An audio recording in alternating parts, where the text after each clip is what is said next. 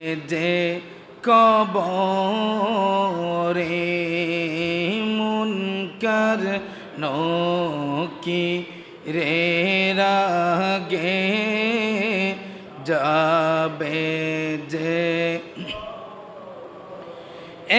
এমন দরুদি নবী এমন দরুদি নবী আছেন মদিনা শহরে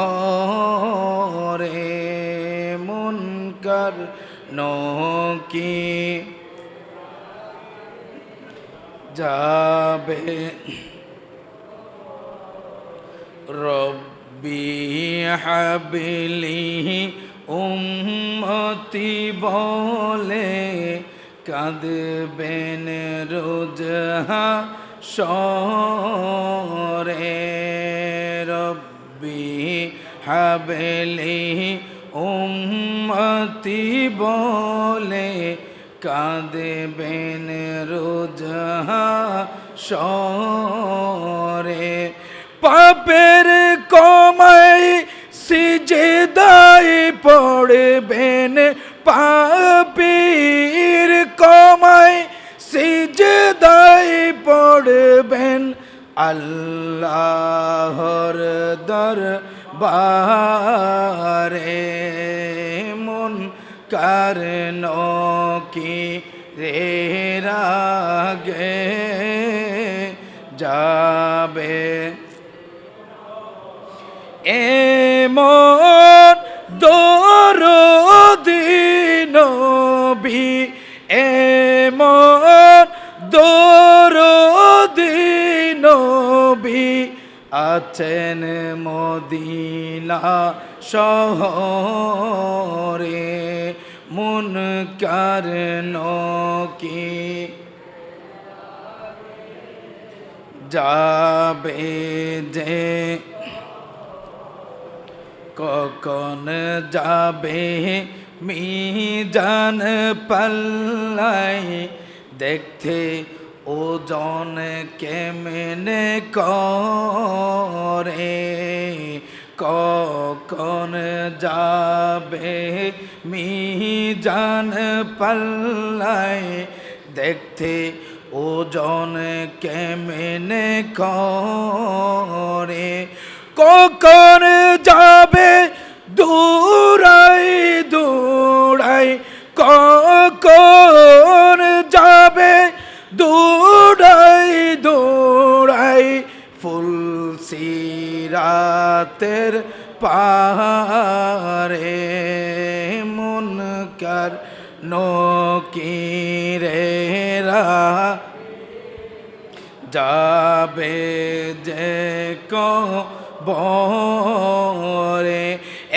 এমন দরুদি নবী এমন দরুদি নবী আছেন মদিনা শহরে। উপস্থিত মুসল্লিয়ান আযম রহমানি ওয়া রাহমাকুমুল্লাহ, আসসালামু আলাইকুম ওয়া রাহমাতুল্লাহি তাআলা ওয়া বারাকাতুহু। সর্বপ্রথম রব্বুল আলামিনের দরবারে লাখ কোটি শুকরিয়া আদায় করতেছি যে রব্বুল আলামিন আজকে এমন একটা গুরুত্বপূর্ণ দিনে গুরুত্বপূর্ণ সময়ে সুস্থ শরীর নিয়ে সুস্থ মস্তিষ্ক নিয়ে জটিল কঠিন রোগ বালাই বলা মুসিবত হঠাৎ অ্যাক্সিডেন্ট থেকে হেফাজত রেখে যেই রব্বুল আলামিন আমাদেরকে ইবাদতের উদ্দেশ্যে অত্র এলাকার অত্র সমাজের অন্যান্য মুসল্লিদের তুলনায় সর্বপ্রথম মসজিদে প্রবেশ করার তৌফিক দিয়েছেন, প্রত্যেকে শুকরিয়া আদায় আল্লাহর দরবার একবার বলি আলহামদুলিল্লাহ। अपरापर सरकार दो आलम नूर मुजस्सम शफी अल मुजनबीन रहमतुल्लिल आलमीन सरकार कायनात नबी दो जहां नबी मुहम्मदुर रसूलुल्लाह सल्लल्लाहु अलैहि वसल्लम नूरानी कदम पाके লাখ কোটি দরুদ ও সালাম পেশ করে রব্বুল আলামিনের দরবারে আমার রসুলের শুকরিয়া আদায়ার আরেকবার বলি আলহামদুলিল্লাহ। উপস্থিত মুসল্লিয়ান ইসলাম, আপনাদের সম্মুখে কুরআনুল কারীমের সূরা আনআমের ৬৪ নম্বর আয়াতে কারীমা তেলাওয়াত করলাম। আমার রসুলের নূরানি জবানের অসংখ্য অগণিত লক্ষ লক্ষ হাদিস থেকে সিহাহ অন্যতম জামে কিতাব সহিহুল বুখারী এবং সহিহুল মুসলিম থেকে একটা বরকতান হাদিস শরীফ তেলাওয়াত করেছি। যেহেতু আমাদের ধারাবাহিক আলোচনা মনে আছে, আমাদের আজকের বিষয়বস্তু গত শুক্রবারের বিষয়বস্তু কি ছিল মনে আছে? কথা বলেন না, মনে নাই?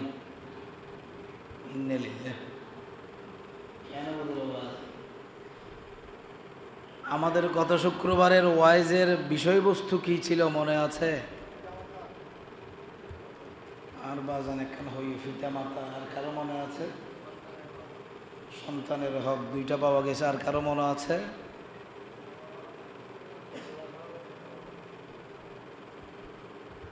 মনে আছে। আল্লাহর হক এবং বান্দার হক। সুবহানাল্লাহ। আল্লাহর হক, বান্দার হক। গত শুক্রবারে আমাদের ধারাবাহিক আলোচনা ছিল আল্লাহর হক এবং বান্দার হকের মধ্যবর্তী অবস্থানে সময় সংক্ষেপ হওয়ার কারণে সমাপ্ত করেছিলাম, মনে আছে? আল্লাহ তাআলা আমাদের আগামী শুক্রবারে হলেও অন্তত পক্ষে আজকের আলোচনা মনে রাখার তৌফিক দান করুন। প্রত্যেকে বলুন আমিন। আমাদের শিরোনাম কি থাকবে তাহলে?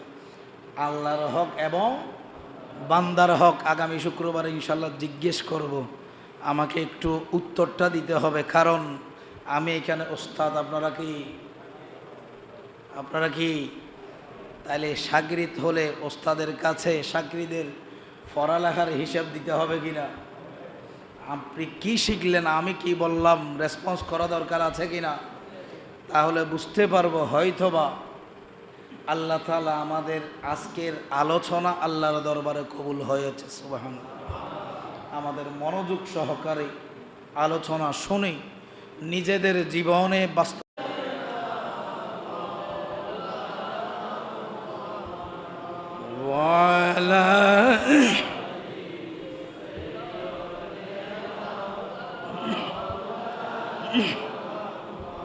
প্যারা হাজিরিন, রব্বুল আলামিন সূরা আনআমের ৬৪ নম্বর আয়াতের মধ্যে বলতেছেন, ওয়ালা তাকসিবু কুল্লু নাফসিন ইল্লা আলাইহা। সুবহানাল্লাহ। রব্বুল আলামিন বলতেছেন, হে আমার বান্দা, দুনিয়ার মধ্যে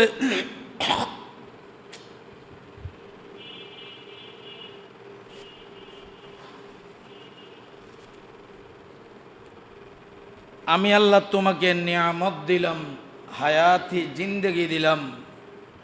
তুমি ৮০ বছর, ৯০ বছর, ৭০ বছর, ৬০ বছর হায়াতি অতিবাহিত করেছ। আমার আল্লাহ বলতেছে, ওই হায়াতির মধ্যে সর্বপ্রথম আমি আল্লাহ তোমাকে বলতেছি, ওয়ালা তাকসিবু কুল্লু নাফসিন ইল্লা আলাইহা। ও আমার বান্দা, আমি তোমাকে ৮০ বছর হায়াত দিলাম, তুমি বিভিন্ন ধরনের চাকরি করেছ। ৮০ বছর হায়াত দিলাম, তুমি বিভিন্ন ধরনের ব্যবসা বাণিজ্য করেছ। ৮০ বছর হায়াত দিলাম, তুমি সমাজের মধ্যে বসবাস করার সময় সমাজের মানুষের সাথে চলাফেরা করেছ। ৮০ বছর হায়াত দিলাম। আল্লাহুম্মা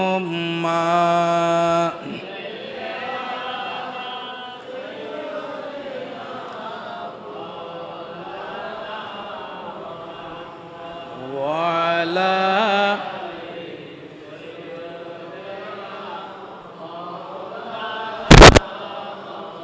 আল্লাহুম্মা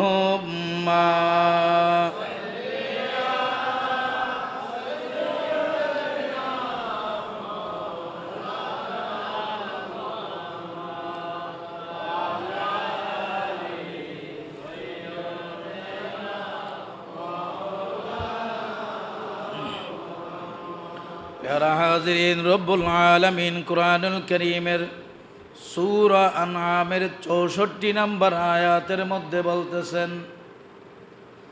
বান্দা তোমাকে আমি কর্মসংস্থান দিয়েছি, আমি আল্লাহ রিজিকের ফয়সালা করে দিয়েছি।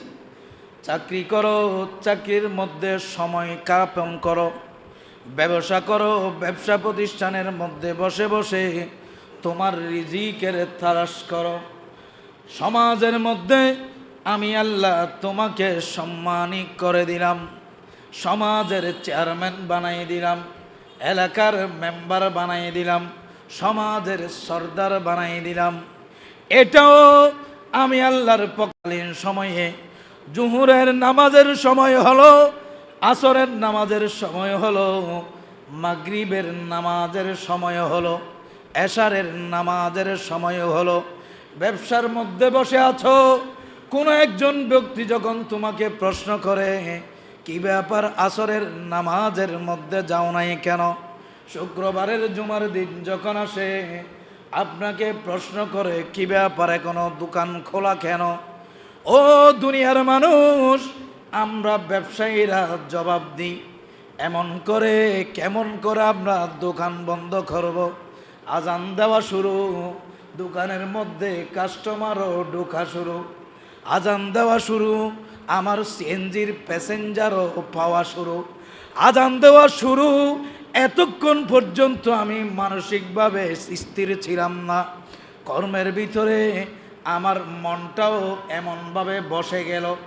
আমার আল্লাহ বলতেছে, বান্দা যখন তোমাকে প্রশ্ন করা হলো, সাথে সাথে তুমি বান্দা উত্তর দিলা, হে দুনিয়ার মানুষ, হে আমার মুসলমান ভাই, আমি যখন ব্যবসা প্রতিষ্ঠানের মধ্যে আছি, রিজিকেরও একটা ব্যবস্থা করার দরকার আছে। আমার সন্তান সন্ততি উপবাস থাকবে, আমার স্ত্রী উপবাস থাকবে, মায়ের জন্য বাবার জন্য ওষুধ ক্রয় করতে হবে। যদি 2 ঘন্টা 10 মিনিট, আধা ঘন্টা 10 মিনিট দোকান বন্ধ রাখি, সিএনজি বন্ধ রাখি, হয়তোবা ওই 10 মিনিটের কারণে 50 টাকা 100 টাকার ইনকাম সাময়িক সময়ের জন্য বন্ধ থাকবে। ঠিক আছে কি না?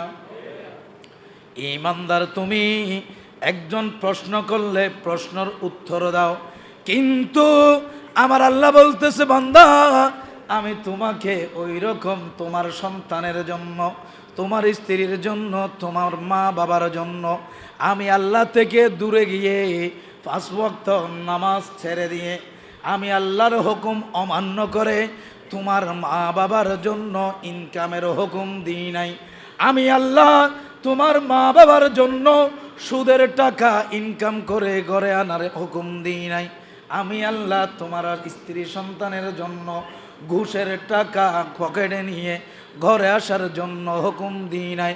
আমি রব্বুল আলামিন তোমার স্ত্রী সন্তানকে 5 তলা বিল্ডিং করে দুনিয়া থেকে বিদায় নিয়ে সুদের টাকা ঘুষের টাকা এনে স্ত্রী সন্তানদেরকে 5 তলা বিল্ডিং করতে হবে, এই দায়িত্ব আমি আল্লাহ তোমাকে দিই নাই। আমি আল্লাহ দুনিয়ার মানুষকে খুশি করার জন্য 5 ওয়াক্ত নামাজ ছেড়ে দিবা, ওই দায়িত্ব আমি আল্লাহ তোমাকে দিই নাই। কেননা রব্বুল আলামিন সূরা আনআমের এই আয়াতের মধ্যে বলতেছেন, ওয়ালা তাকসিবু কুল্লু নাফসিন ইল্লা আলাইহা।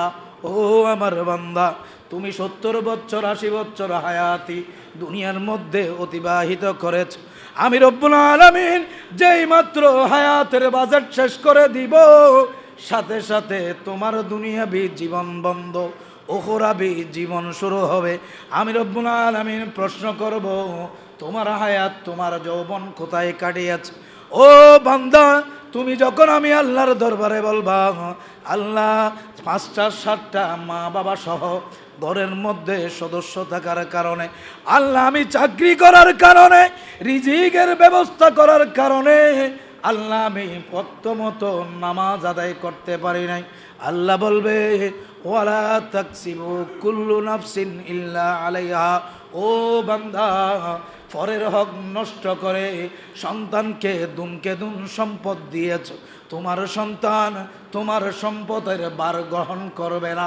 পরকে কষ্ট দিয়ে ঘরের মধ্যে তোমার ভাইয়ের জায়গা আত্মসাৎ করেছ, তোমার বোনের জায়গা আত্মসাৎ করেছ, তোমার প্রতিবেশীর জায়গা আত্মসাৎ করেছ, ওই জায়গা তোমার সন্তানের নামে লিখে দিয়ে এসেছ। বান্দা, আমি রব্বুল আলামিন তোমার সন্তানের ওই সম্পদের জবাবদিহি করব না। তুমি যেই সন্তানকে মানুষের ক্ষতি করে হক নষ্ট করে তুমি যেই সম্পদ দুনিয়ায় রেখে এসেছো, ওই সম্পদের বার তোমার সন্তান, তোমার স্ত্রী, তোমার মা, তোমার বাবা একটা সেকেন্ডের জন্য ব্যয়বার বহন করবে না।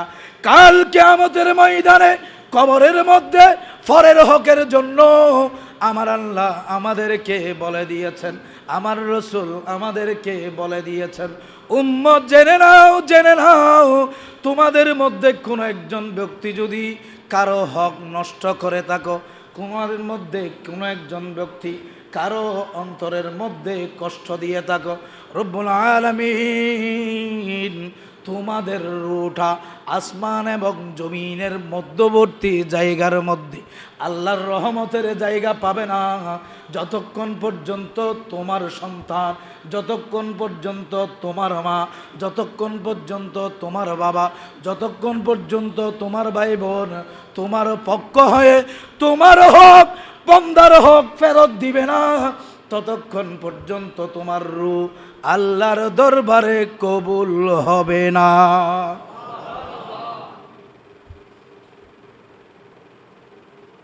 কথা হলো, এখন তো চিন্তা করতেছেন ভাইয়ের হক লিখে নিলাম কোনো সমস্যা নেই, বোনের হক লিখে নিলাম কোনো সমস্যা নেই, পাড়া প্রতিবেশী জেডা জেডি আছে না লিখে নিয়ে নিলাম কোনো সমস্যা নেই, নিয়ে নেন।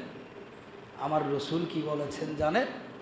আমার রসুল বলতেছেন, বান্দা তোমরা যতক্ষণ পর্যন্ত তোমার ওই ভাইয়ের, তোমার ওই বোনের, তোমার ওই ফুফির যতক্ষণ পর্যন্ত হক আদায় করো নাই, তার হক, জায়গা, জমি, আচার আচরণ, যত ধরনের হক রয়েছে ওই হক যতক্ষণ পর্যন্ত তুমি বান্দা পরিশোধ করো নাই, ততক্ষণ পর্যন্ত আল্লাহর দরবারে তুমি মৃত্যুবরণ করবা, কোনো সমস্যা নাই, তোমার রূহ তোমার শরীর থেকে বিদায় নেবে, কোনো সমস্যা নাই, যতক্ষণ পর্যন্ত ওই বান্দার হক তুমি আদায় করো নাই, ততক্ষণ পর্যন্ত আসমান এবং জমিনের মধ্যবর্তী একটা জায়গার মধ্যে আমার রসুল বলতেছে দুনিয়ার মাছ ধরার বরকির মতো একটা শোল থাকবে, এই বরকির মধ্যে তুমি বান্দার রূহটা আল্লাহ তাআলা ঝোলাই রাখবে।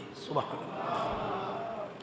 যতক্ষণ পর্যন্ত তোমার ওই হক তুমি নয়, তোমার সন্তানকে ওসিয়ত করে যাইতে পারো নাই, নসিহত করে যাইতে পারো নাই, অথবা তোমার সন্তান তোমার হকের বিষয়ে জানার পর তোমার হকটা তোমার ভাইকে রিটার্ন দেয় নাই, ততক্ষণ পর্যন্ত কোনো ঈমানদারের রূহ আল্লাহর দরবারে যাবে না। দুনিয়া এবং আসমান এবং জমিনের মধ্যবর্তী জায়গার মধ্যে কিয়ামত পর্যন্ত ঝোলানো অবস্থায় থাকবে। নাউজুবিল্লাহ। চিন্তা করে দেখেন, এখন চিন্তা করেন, আমার গায়ে বল শক্তি আছে, সর্দারি আছে, চেয়ারম্যানই আছে, মেম্বারই আছে, প্রধানমন্ত্রী আছে, আওয়ামী লীগের পাওয়ার আছে, বিএনপির পাওয়ার আছে, জামাত ইসলামের পাওয়ার আছে, এলাকার পাওয়ার আছে, 10 জন 20 জন যুবক লাঠি বাহিনীর পাওয়ার আছে। ওই পাওয়ার নিয়ে আপনি কাজ করেন, কোনো সমস্যা নেই, কোনো সমস্যা নাই। যেই মাত্র রু তো যাবে, রু যাবে কিনা, আমাকে আপনাকে মরতে হবে কিনা, কেউ থাকার কোনো সুযোগ আছে? বয়স্ক হয়ে মরতে হবে, যুবক হয়ে মরবেন না, এইরকম কোনো গ্যারান্টি আছে?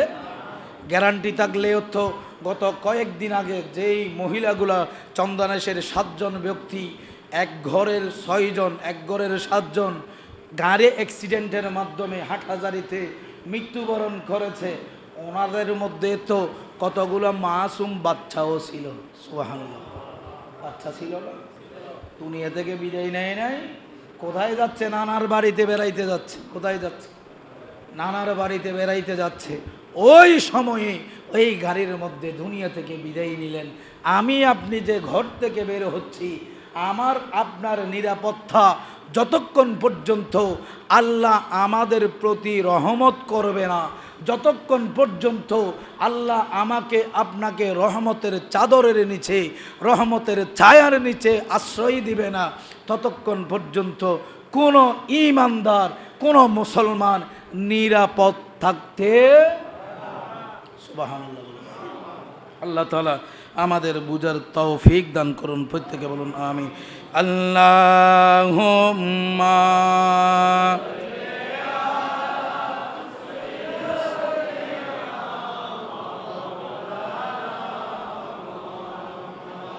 ওয়া আলা আলিহি।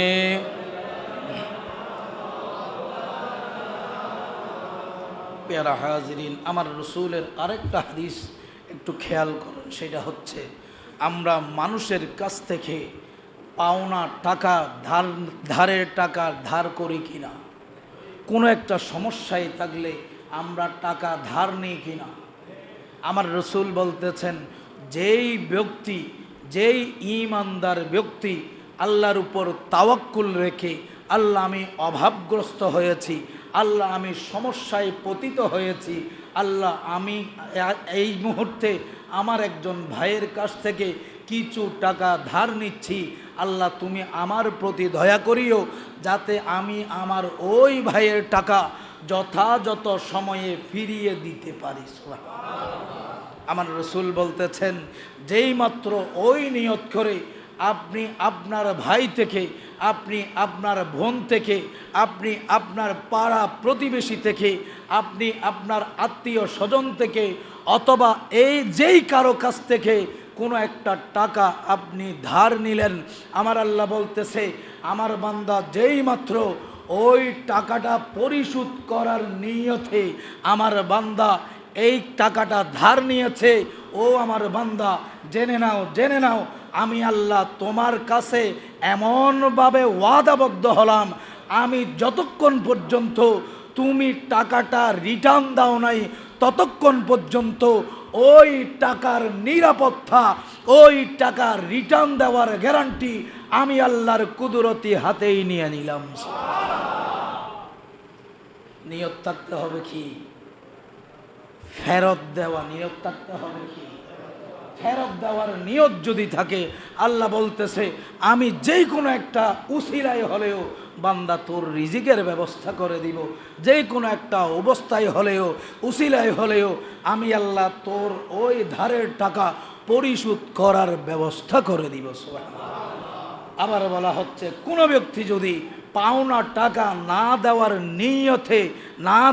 নিয়তে যদি নেওয়ার চিন্তা করে থাকে, বিশেষ করে এই রকম ঠকবাজ কতগুলো মানুষ আছে কিনা। আমার আল্লাহ বলতেছে, আমার রসুল বলতেছে, এই রকম নিয়ত করে যদি কোনো ব্যক্তি কারো কাছ থেকে টাকা ধার নেই, ও ঈমানদার জেনে নাও, আমার আল্লাহ তোমার প্রতি অসন্তুষ্ট হবে, এবং তোমার যেই রকম মনের আশা ছিল আল্লাহ তোমাকে তৌফিক ফেরত দেওয়ার তৌফিক দিবে না, বরং সে তোমাকে আল্লাহ দুনিয়ার জমিনের মধ্যে তোমাকে বেহেজ্জতি করবে। নাউজুবিল্লাহ। অথচ হাজার হাজার লক্ষ লক্ষ টাকা আমরা খেয়ে নিচ্ছি, বিভিন্ন ধরনের হিসাব আমাদের কাঁধের উপর রেখে সুন্দর করে দুনিয়া থেকে বিদায় নিচ্ছে, আছে কিনা। আবার এখন আরেকটা প্রচলন রয়েছে, পাওনাদারের টানা হেঁচড়া যখন সহ্য করতে পারে না, তখন আবার একটা সিস্টেমে চলে যায়। সেই সিস্টেম কি জানা আছে? সেই সিস্টেমটা হলো, অন্তত পক্ষে আমি যদি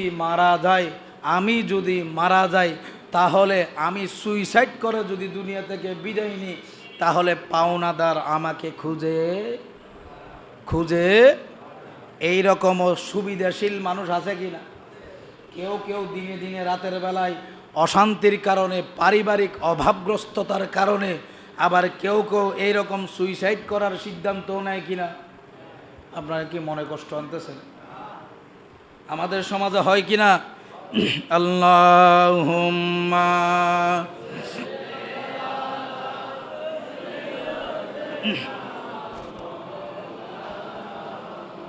ওয়ালা আলি সাইয়্যিদ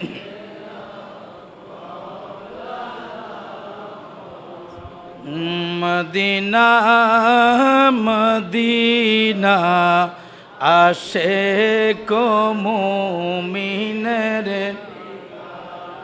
দিদার চেয়ে কাঁদো তোমরা, দিদার হও না নবীর দিওয়ানা।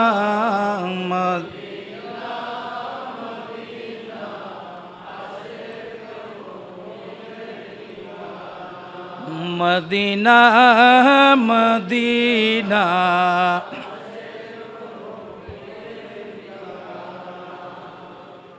কথা হলো, আমরা পাওনা টাকা না দেওয়ার চিন্তা করে যদি নিয়ে থাকেন, আমার আল্লাহ বলতেছে ও বান্দা, এইটা হলো কেউ আরেকজনের কাছে পাবা, এইটাও আমি আল্লাহর সার্কেল। সুবহানাল্লাহ। কুলিল্লাহুম্মা মালিকাল মুলক তুউতিল মুলকা মান তাশা ওয়া তানজিউল মুলকা মিম্মান তাশা। আমি আল্লাহ কাউকে মুলুকিয়ত দান করলাম, আমি আল্লাহ কাউকে সম্পদ দান করলাম, আমি আল্লাহ কাউকে পাওয়ার দান করলাম, আমি আল্লাহ কাউকে সমাজের মধ্যে চেয়ারম্যান মেম্বার বানাইলাম, এইটাও আমি আল্লাহর মুলুকিয়ত। আবার চাইলে আতু ইজ্জু মান তাশা ওয়া তুযিল্লু মান তাশা। ও আমার বান্দা, আমি আল্লাহ চাইলে কাউকে ইজ্জত দিতে পারি, আবার কাউকে বেইজ্জত মুলুকিয়ত দান করতে পারি, আবার কারো কাছ থেকে মুলুকিয়ত কেড়েও। কারণ কি, আপনারা আমার চাইতে ভালো বুঝবেন, আপনারা যেহেতু এই এলাকার নদীমাতৃক মানুষ, কর্ণফুলী নদীর জাহাজ কেন্দ্রিক মানুষ, কোটি টাকার জাহাজ, শত কোটি টাকার জাহাজ সমুদ্রের মধ্যে গেল, দেখা যাচ্ছে হঠাৎ একটা সংবাদ আসলো, আপনার জাহাজ কোথায় আছে কিনা। সকালবেলা ওই জাহাজের মালিক কোটি টাকা থেকে কোথায় নেমে আসলো, ঘন্টা লেগেছে। আমার চাইতে আপনারা ভালো বুঝবেন, আপনাদের এখানে এরকম অঘটন ঘটে কিনা। কোটি টাকার মালিক সকালবেলা, রাতের বেলায় গেল, সকালবেলায় কোথায়। আল্লাহ বলতেছেন আমি মুলুকিয়ত দান করি এবং মুলুকিয়ত খেড়ে নিই। আবার আমি আল্লাহ সবাইকে উঁচু নিচু হিসাব করে, আমি আল্লাহ সবাইকে হিসাব করি। কারণ কি, আমার আল্লাহ বলতেছেন লা ইউকাল্লিফুল্লাহু নাফসান ইল্লা উসআহা লাহা মা কাসাবাত ওয়া আলাইহা মাকতাসাবাত।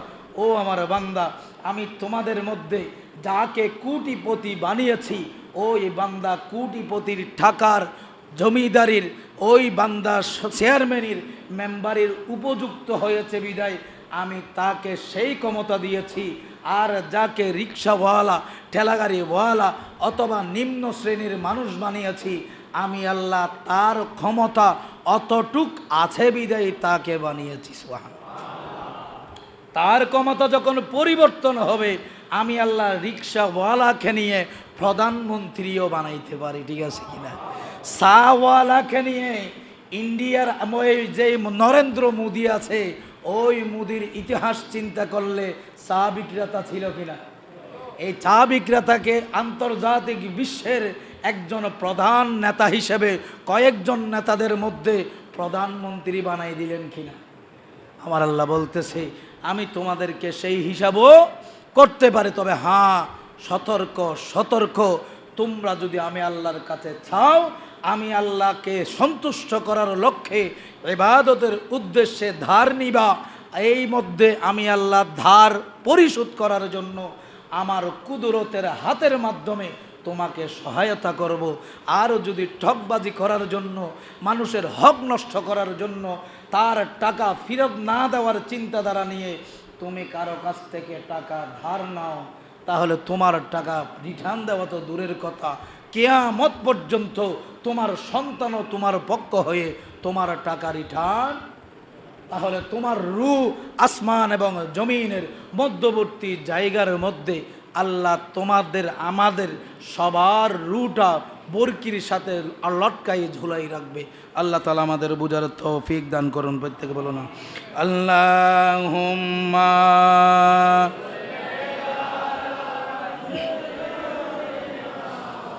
মাওলানা মুহাম্মদ ওয়া আলা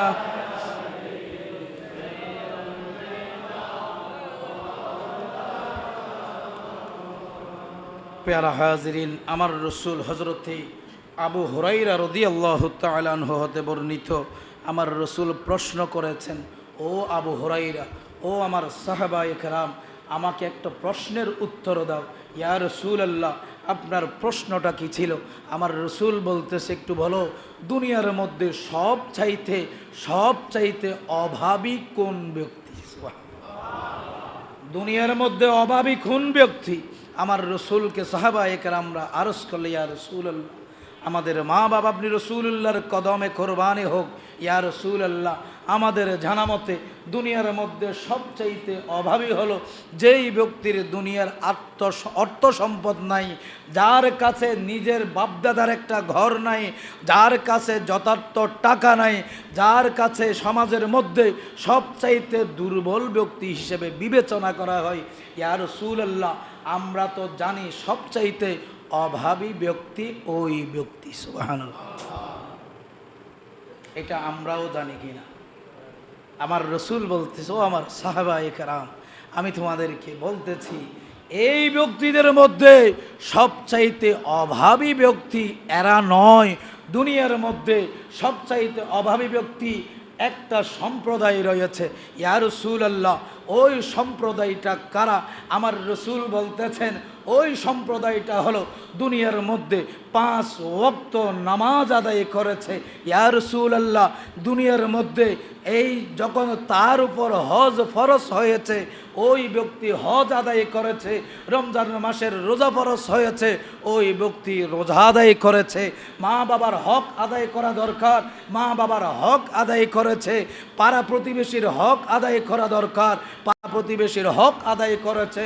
পরিবার আহলাল স্ত্রী সন্তানের হক আদায় করা দরকার, ওই ব্যক্তি হক আদায় করেছে। শুধু তাই নয়, দুনিয়ার মধ্যে কোনো দিন একটা মানুষকে মুখে কষ্ট দেয় নাই। এই সাহাবায়ে কেরাম শুধু তাই নয়, আল্লাহকে এতই ভয় করেছে, আল্লাহ যা কিছু হুকুম করেছে সব হুকুম পালন করেছে। তবে হ্যাঁ, একটা বিষয়ে তার উদাসীনতা ছিল, সেইটা হলো পরের হক। সুবহান।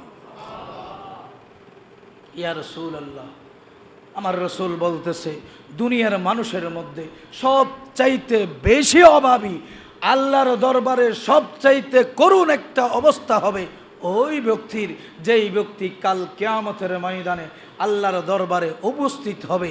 আল্লাহ যখন কিয়ামতের ময়দানে হিসাবের বাটখারায় কাঠগড়ায় দাঁড় করাবে, তখন তার আমল নামা দিয়ে যাবে। দেখা যাবে তাকে যখন রহমতের ফেরেশতারা হাজি গাজী নামাজি হিসেবে আল্লাহর দরবারে উপস্থাপন করবে, সাথে সাথে ওই ব্যক্তিরাও তার সাথে ওই স্থানের মধ্যে উপস্থিত হবে। ইয়া রাসূলুল্লাহ, কোন ব্যক্তি তাদের সাথে যাবে? আমার রসুল বলতেছে, এই ব্যক্তি দুনিয়ার মধ্যে তার বোনের হক নষ্ট করেছে, তার বোনের জায়গা লিখে নিয়েছে।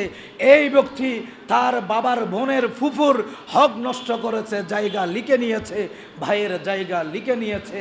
এই ব্যক্তি পাড়া প্রতিবেশীর, তার পার্শ্ববর্তী কোন একজন ব্যক্তির, এতিম মিসকিন ব্যক্তির জায়গা নিজের নামে লিখে নিয়েছে, সুদের টাকা পকেটে নিয়েছে, ঘুষের টাকা পকেটে নিয়েছে। সব কিছু নেওয়ার পর এই ব্যক্তি ঘরের মধ্যে ফিরে এসে তার সন্তান সন্ততিদেরকে খাওয়াইয়েছে। সুবহান।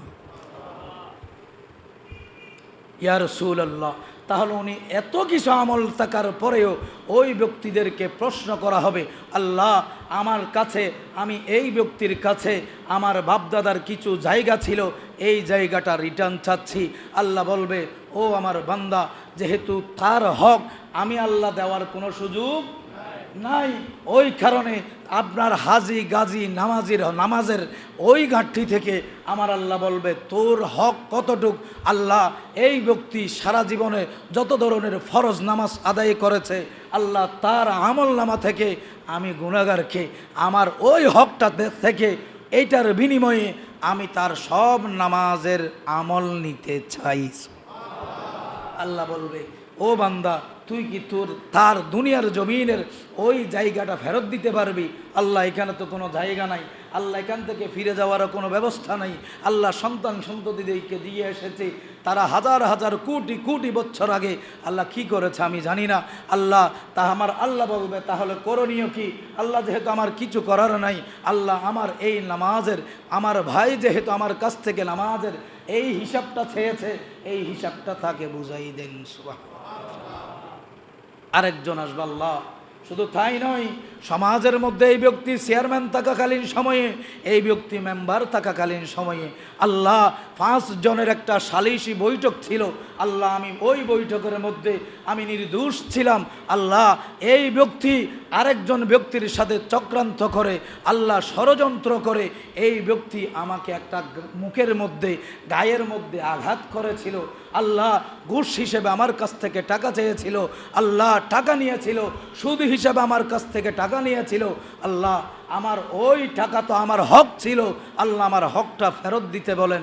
আল্লাহ প্রশ্ন করবে, হে বান্দা, তুমি কি তার এই হক ফেরত দিতে পারবা? ওই বান্দা উত্তরে দিবে, আল্লাহ আমার পকেটে কিছু নাই। কারণ হলো, এই দুনিয়ার মানুষ 14টা 15টা পকেটওয়ালা মানুষ হিসেবে দুনিয়ার মধ্যে বিচরণ করলেও অন্ধকার কবরের মধ্যে যাওয়ার সময় পকেটের কোনো কাপড় আছে? ঘুষ মারার এইদিকে গিট দেওয়ার কোনো কাপড় আছে? সাদাসি দেখি না। কোনো একটা কাগজ নেওয়ার কোনো হুকুম আছে?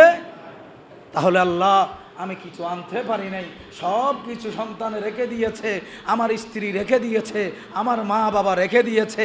আল্লাহ, তাহলে আমি কি করতে পারি? ওই ব্যক্তি বলবে, আল্লাহ যেহেতু ফরজ নামাজ একজনে নিয়ে গিয়েছে, আল্লাহ আমাকে তার সুন্নত নামাজের যতগুলো আমল আছে ওই আমলগুলো দিয়ে দাও। সুবহান। আল্লাহ কি করবে? তারপরে আরেকজন মানুষ আসবে, আল্লাহ আমি অভাবগ্রস্ত ছিলাম, আল্লাহ আমি অনাহারে ছিলাম, তার বাবার নিজের ভাই ছিলাম, চাচা ছিলাম, আল্লাহ আমি তার ফুফি ছিলাম, তার বাবার বোন ছিলাম, আল্লাহ আমি তার বোন ছিলাম। আল্লাহ, আমি আত্মীয় হিসেবে তার উপর যে হক ছিল, আমার যেই হক তার উপরে ছিল, আমার দেখাশোনা, খবর নেওয়া, আমার পরিচর্যা করা, আল্লাহ আমি এক ওয়াক্ত ভাত খাইতে পারি নাই। আল্লাহ, এই বান্দা আমার চাচা, আমার বাবা, আমার দাদা, আমার নানা, আমার মামা হওয়ার পরেও, আমার পাড়া প্রতিবেশী হওয়ার পরেও আল্লাহ তুমি যেই হুকুম আমাদেরকে দিয়েছ পাড়া প্রতিবেশীর হক আদায় করার জন্য, আল্লাহ এই ব্যক্তি আমার হকটা আদায় করে নাই। আল্লাহ বরং সে আমি ওনার রাস্তা দিয়ে, ঘাটা দিয়ে যখন হাঁটতে যাইতাম, এই ব্যক্তি আমার জায়গা না থাকার কারণে তার রাস্তা দিয়ে বড়ই কাটা দিয়েছিল। আল্লাহ আমি হাঁটতে পারি নাই, এই ব্যক্তি সম্পদশালী হওয়ার পরেও আমার উপর জুলম করেছে।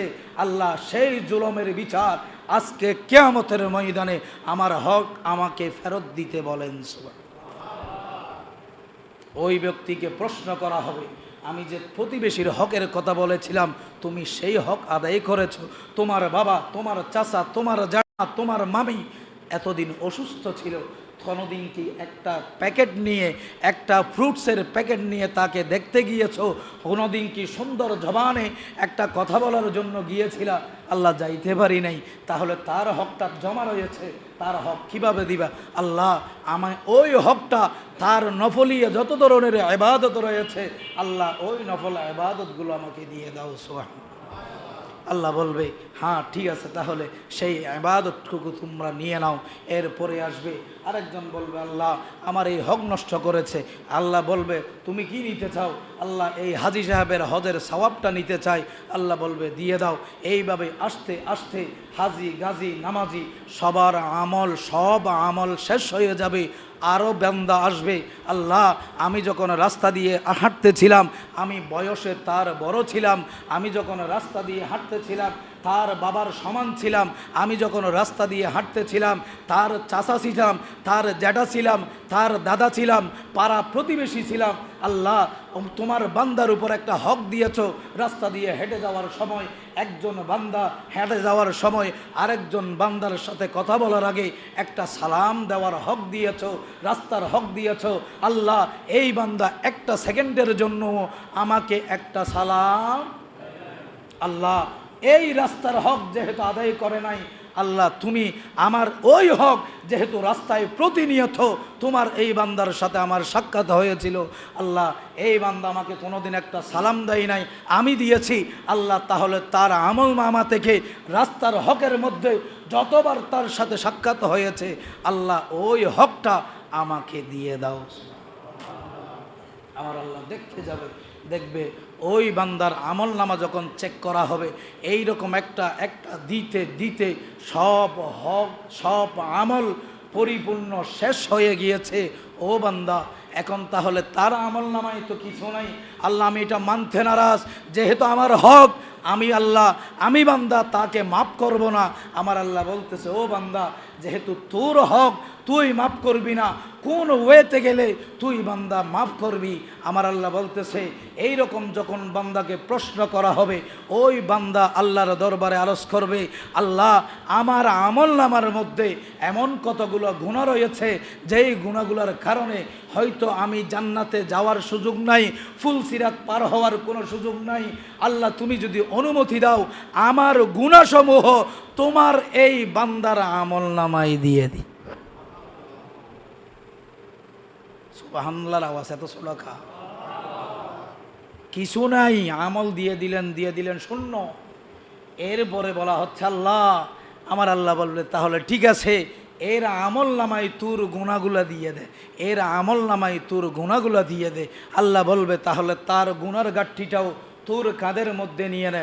ও দুনিয়ার মানুষ, ও দুনিয়ার হাজি, ও দুনিয়ার নামাজি, ও দুনিয়ার গাজী, ও দুনিয়ার দানশীল, একটু চিন্তা করে দেখেন কাল কিয়ামতের ময়দানে বান্দার হক এক সেকেন্ডের জন্য এক সুতা পরিমাণও এক বালি পরিমাণও আল্লাহর দরবারে মাফ। আপনি চিন্তা করেন, আমি মরে গেলাম কোনো সমস্যা নাই, সম্পদকে আমি আমার সন্তানকে সুদের টাকা দিয়ে ঘুষের টাকা দিয়ে মানুষকে ঠকিয়ে আইল নষ্ট করে পাড়া প্রতিবেশীকে কষ্ট দিয়ে আমি বড় লোক হলাম, কোটিপতি হলাম, আমার জীবনটা অনেক শানদার অনেক মানদার, আমাকে সবাই হাজি হিসেবে নামাজি হিসেবে পছন্দ করে। আল্লাহ বলতেছে দুনিয়ার মানুষ তোমাদেরকে পছন্দ করলেও ও দুনিয়ার মানুষ দুনিয়ায় থাকার সময় একটু চিন্তা করো, কাল কিয়ামতের ময়দানে তোমার আমল আমি আল্লাহ এইভাবে ট্রান্সফার করতে থাকবো। কারণ কি, ওয়ালা তাকসিবু কুল্লু নাফসিন ইল্লা আলাইহা, আমি আল্লাহ কাউকে চুরি করে সন্তানকে খাওয়ানোর দায়িত্ব দিই নাই, ঘুষের টাকা এনে মা বাবাকে ওষুধ খাওয়ানোর দায়িত্ব দিই নাই, পাঁচতলা বিল্ডিং বেঁধে সন্তানদেরকে সমাজের মধ্যে উঁচু সম্ভ্রান্ত পরিবার বানানোর কোনো এই দায়িত্ব আমি আল্লাহ কাউকে দিই নাই।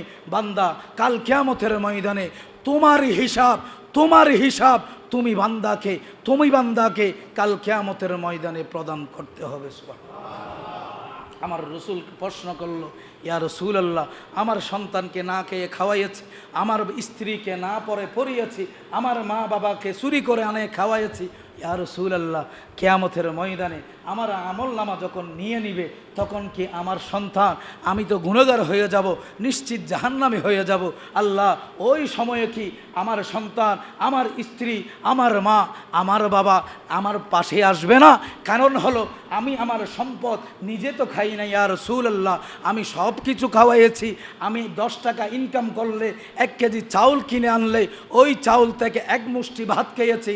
আল্লাহ আর 10 মুষ্টি চাউলের ভাত আমার সন্তানদেরকে খাওয়াইয়েছি, যদিও চুরি করেছি, যদিও সুদ খেয়েছি, যদিও ঘুষ খেয়েছি, এরপরে তো আল্লাহ সন্তানদেরকে এই বাপদাদার বিটাটা দিয়ে এসেছি, আল্লাহ কিছুই নিয়ে আসতে পারি নাই। আল্লাহ আজকে কি আমার সন্তানরা আমার এই গুনাহের কিছু ভার নিবে না? আমার রসুল বলতেছে, ও আমার বান্দা, ও আমার উম্মত জেনে নাও, ওয়ালা তাকসিবু কুল্লু নাফসিন ইল্লা আলাইহা ওয়ালা তাজিরু ওয়াজিরাতুন উইজরা উখরা, একে অপরের ভার নেওয়ার কোনো ধরনের হিসাব নাই। তোমার সন্তান বলবে, আমার আল্লাহ যেহেতু আর রিজালু কওয়ামুনা আলান নিসা বিমা ফাদ্দালাল্লাহু বা'দাহুম আলা বাদ, তোমাকে পরিবারের প্রধান হিসেবে আল্লাহ দায়িত্ব দিয়েছে, তুমি চুরি করে খাওয়াও, তুমি সৎ পথে খাওয়াও, এই দায়িত্ব তোমার।